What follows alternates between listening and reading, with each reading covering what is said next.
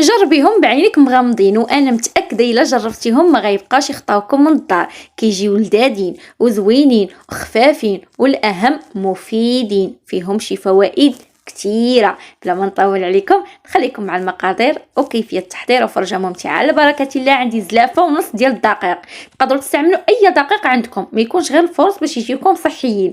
هنا بالنسبه للزارع عندي الخروب، عندي النبق مطحونين، عندي معلقه ديال النافع ولا حبه حلاوه اللي بغيتو، عندي معلقه كبيره ديال الزنجلان محمر، عندي شويه ديال حب رشاد، شويه ديال السنيده، الملحه كتبقى على حسب الذوق، 2 معالق ديال الشوفان اللي هرمشتهم حيت عندي شويه غليظ. كنخويهم فوق الدقيق وكنخلط النواشف. انا بحد المرات كنقص غير العجينه، ملي كنعجن عجينه الخبز وكنقص شويه ديال العجينه وكندير فيها هاد الزرارع وكيجيو خفافين وكيجيو ما تقنعوش منهم في اللذه.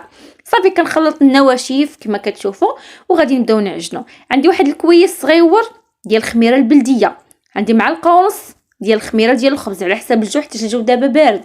درت واحد القطرات ديال الخل باش يجيونا خفاف، وعندي الماء دافي باش غادي نجمعوا العجينه ديالتي. هاد العجينه ما كتحتاج لا دلك لا تماره، غير خلطي وجا خلطي وها العجينه واجده. كنجمعوا العجينه كما كتشوفوا، العجينه خاصها ضروري تكون خفيفه باش الخبيزات يجيوكم خفافين وفشفشين من الداخل، ما تقنعوش منهم. الصراحه راه كيجيو زويونين، غير جربوهم. عندي معلقه كبيره ديال زيت الزيتون او زيت البلدي وكنخلطها مع العجينه ديالتي كما كتشوفوا. راني ما كندلكها ما والو، غير كنخبطها واحد شويه باش يتخلطوا ليا جميع المكونات، وغادي نخليها حتى كتخمر وتضاعف الحجم ديالها كما كتشوفوا. هنا من بعد ما خمرات وتضاعف الحجم ديالها مزيان ضروري تخليو العجينه تخمر مزيان. ودابا غادي نبداو نشكلوا في العجينه ديالتنا. عندي هنا البلبوله وعندي السميده الغليظه البيضاء، تقدروا نتوما تفندوهم فاش ما بغيتو. ضروري كنقيس ايديا بشويه ديال الماء كنفزقهم باش ما تلصقش ليا العجينه في ايديا، وكنشكل كويرات. نتوما تقدروا تشكلوا كويرات كبار ولا صغار اللي بغيتو، ولكن هاد الخبيزات بالاحسن ديروهم صغيورين حيت كيجيو زوينين. صافي غادي نستمر بنفس الطريقه، شي غادي نفندو في البلبوله وشي غادي نفندو في السميده الغليظه وشي غادي نفندو في الشوفان، عفوا في الشوفان.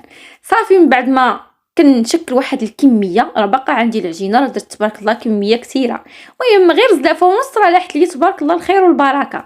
كنفندهم وكنحطهم في الطاوه ما مدهونه لا بالزيت لا بالزبده لا بوالو، حتى ما غاديش يلصقوا حتى فندين مزيان.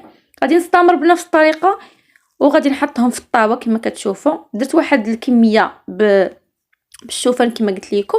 صافي تقدروا نتوما قلت لكم تفندوا فاش ما بغيتو، في الزرارع في الشوفان غير في البلبوله. انا الاكثريه كنت نديرهم غير في البلبوله مثلا، وواحد المره تنديرهم بالشوفان، اما السميده اول مره غادي نديرهم الصراحه. صافي وغادي نستمر بنفس الطريقه حتى كنكمل الكميه اللي عندي كامله، وغادي نحطها في الطاوات وغادي ندوز نبسطهم غير واحد شويه. بغيتوهم منفوخين خليهم بحال ما هكا، بغيتوهم يجيوكم رقاق واحد شويه بسطوهم واحد شويه. كنبسطهم غير كنبرك عليهم واحد البريكه خفيفه وغادي هكا نشرطهم بالموس. هادو اللي فيهم الشوفان غادي نتقابهم غير من الوسط، واللي فيهم البلبوله والسميده كنشرطهم هكا بالموس باش يجيوني فقيعين، كتجي ديك التفقيعه زوينه. صافي وغادي نخليهم حتى كيخمروا، ضروري تخليهم يخمروا المره الثانيه مزيان. الا عندكم الجو بارد سخنوا الفران وحطوا فيهم هادو، طفوا الفران داك تخليه طيب.